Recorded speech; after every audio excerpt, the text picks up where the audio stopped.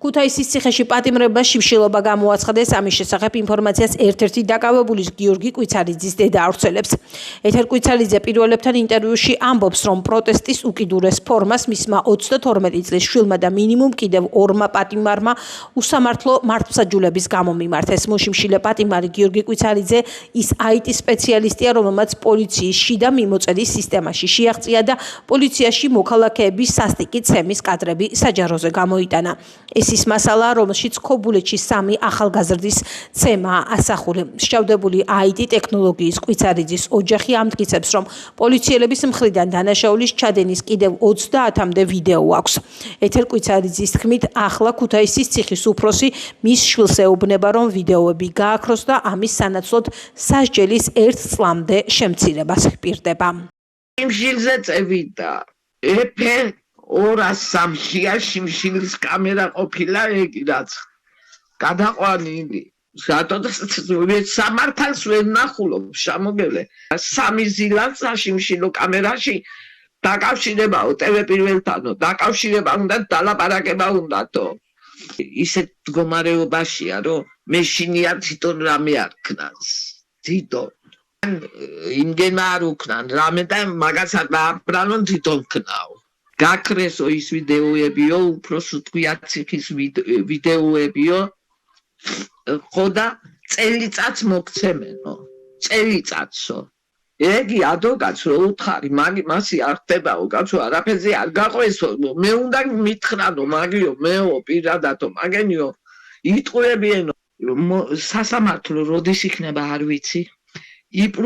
პროკურორი გეიქცა, საერთოდ არის ახალი არის ვიღაცა. დნმ ვერ მოამბენ, თავი ვერ გააკეთენ. დნმ გიგას არა თბილისშიაო დნმ გაზანილიო და როდის იქნება არ იციან. ეს კიდო 2 ვიღაცა, ორივე არ მახსოვს იძახა პოლიციელებმა, ადვოკატმა ამეიღო ხმა, არაფერი აღარ გახსოვთო რა არის, ეგიო. მოსამართლეება არაფერი რეაგირება არ იყო. ხო უნდა ეთქვა, კაცო, თუ არ გახსოვს, რაზე მოდიხარ აქანა? რაზე?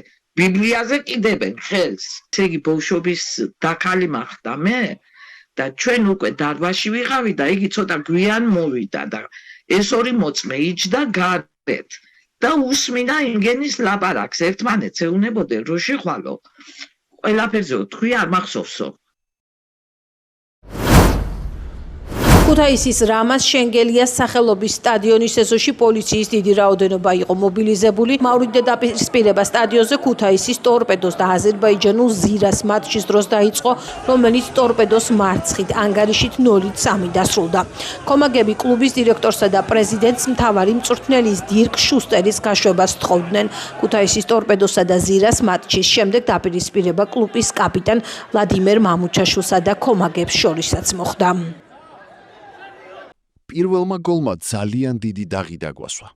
ის გარემო, რაც თამაშის დროს იყო, როგორც ჩემთვის, ასევე გუნდისთვის, საკმაოდ ტოქსიკური იყო.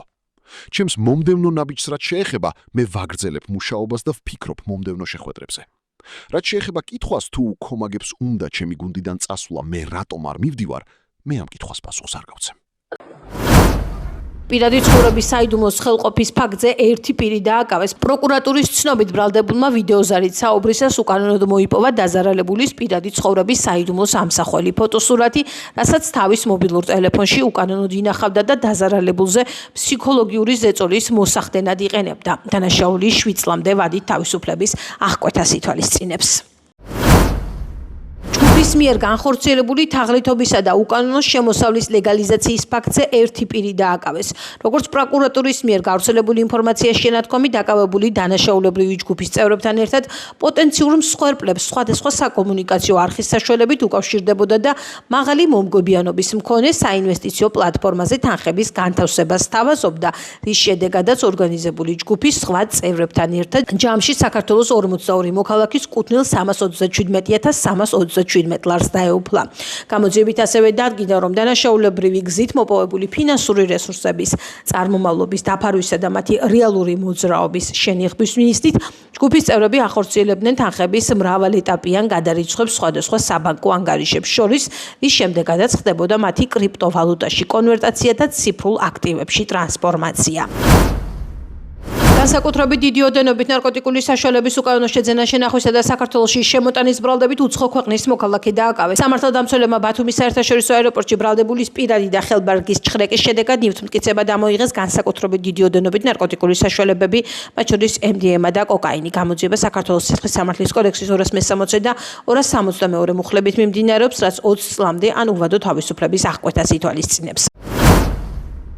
ორი პირის მიმართ ჩადენილი ჯანმრთელობის განზრახ მძიმე დაზიანების ბრალდებით ერთი პირი დააკავეს. გამოძიებით დადგინდა, რომ წარსულში არსებული კონფლიქტის ნიადაგზე დაწყებული ურთიერთშელაპარაკებისას ბრალდებულმა ცივი იარაღის გამოყენებით ორი პირი დაჭრა და შემთხვევის ადგილიდან მიიმალა. დაშავებულები შესაბამისი სამედიცინო დახმარების გაწევის მიზნით კლინიკაში გადაიყვანეს. სამართალდამცველებაც ხელკვალზე ბრალდებულის სახით დააკავეს დანაშაულის ჩამდენი პირი. პოლიციამ დანაშაულის ჩადენის იარაღი დანა, ნივთმტკიცება დამოიღო. დანაშაული 13 წლამდე ვადით თავისუფლების აღკვეთას ითვალისწინებს.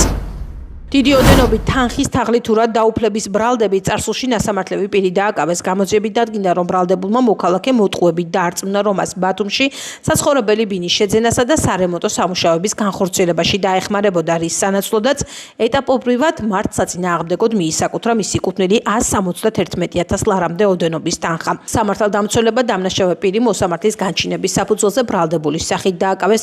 დანაშაული 10 წლამდე თავისუფლების აღკვეთას ითვალისწინებს.